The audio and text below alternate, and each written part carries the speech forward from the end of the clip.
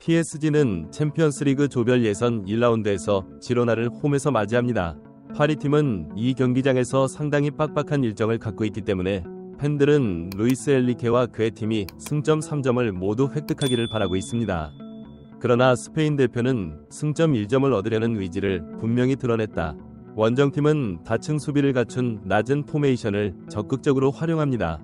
PSG는 서두르지 않았기 때문에 전반전에는 위험한 기회가 나타나지 않았다.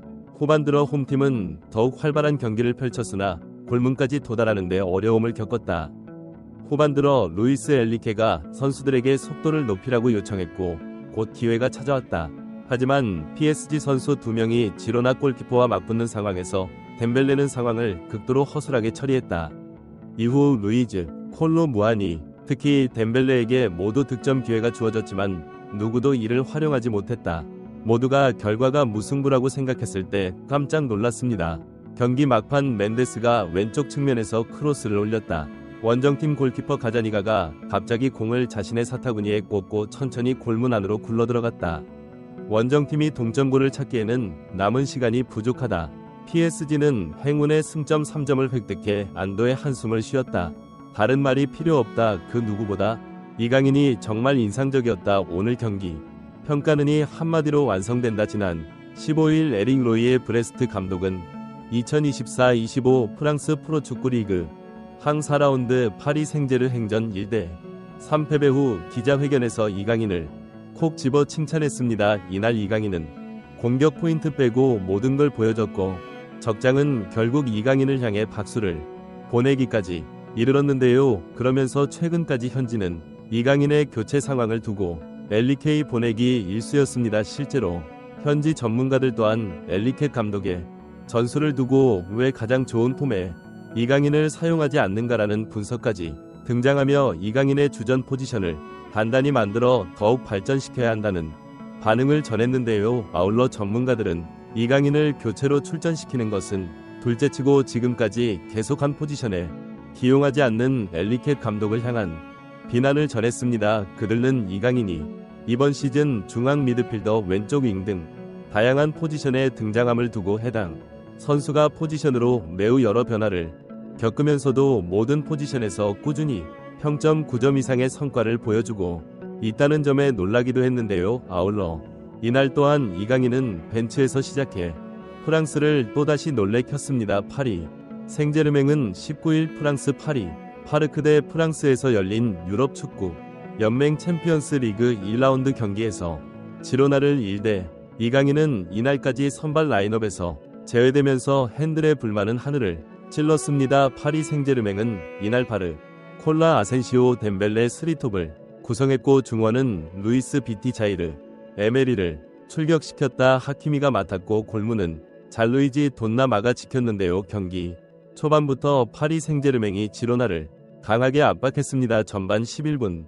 에메리가 페널티 박스 안에서 슈팅을 했지만 수비에 막혔고 이후 하키미의 중거리 슛이 상대방에 걸려 아쉬움을 삼켰습니다. 그리고 아센시오 박스 안에서 강력한 슈팅을 시도했으나 골문을 벗어났는데 파리 생제르맹은 객관적인 전력상 우세를 앞어 지로나를 코너에 몰았는데 아쉽게도 득점이 없었습니다. 루이스의 중거리 슛과 하키미의 슛 모두 골문을 외면했고 덴벨레가 페널티 박스 근처에서 슈팅을 시도했으나 골대를 나갔는데요. 이때 아센시오의 부상으로 예상치 못질이 생겼고 엘리케 감독은 콜로 무아니를 투입해 분위기를 이어가려고 했지만 실패하고 말았습니다. 그리고 전반은 대형으로 끝내는데요. 이는 파리 생제르맹이 원하는 결과가 아니었습니다. 결국 루이스 엘리케 파리 생제르맹 감독은 교체 카드를 사용하기 시작했습니다. 그의 비밀 무기는 바로 이강인이 있는데요.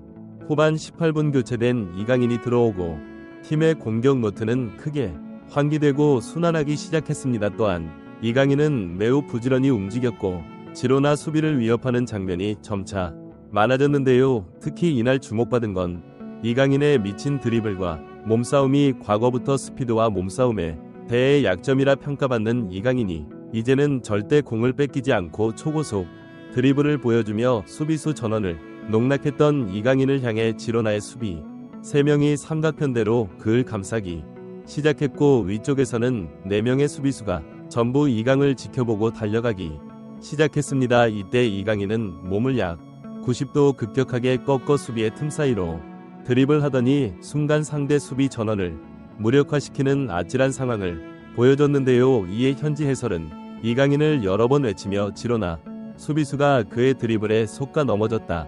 정신을 차리지 못하며 뚫리기 시작했다.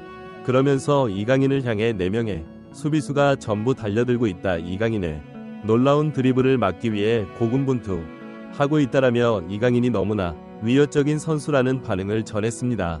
이후 이강인은 날카로운 크로스를 올렸지만 그의 놀라운 스피드에 선수들은 이미 지쳐 자리를 잡지 못했고 덴벨레는 집중력을 잃고 공을 날리고 말았는데요. 이에 현지 전문가들 또한 이강인의 드리블 속도가 점점 빠르고 날카로워지고 있다. 상대 수비수는 물론 PSG 선수들까지 그의 돌파와 크로스를 받기 위해 노력하는 것처럼 보인다. 이는 메시의 공을 받는 바르셀로나 선수들 같은 모습이다 하며 놀랍도록 창의적인 이강인의 행동에 PSG 선수들 또한 감탄을 금치 못하고 있다는 반응을 전했습니다. 이에 전문 통계 매체인 오타가 해당 이강인의 경기를 분석했고 이날 보여준 드리블 돌파가 약 40m 정도였으며 정확한 패스 통계는 100% 있다는 엄청난 결과를 전달했는데요. 이강인은 이날 약 27분 뛰면서 패스 성공률 100% 기회 창출 3회 드리블 성공, 1회 크로스 성공, 2회 볼경합 성공,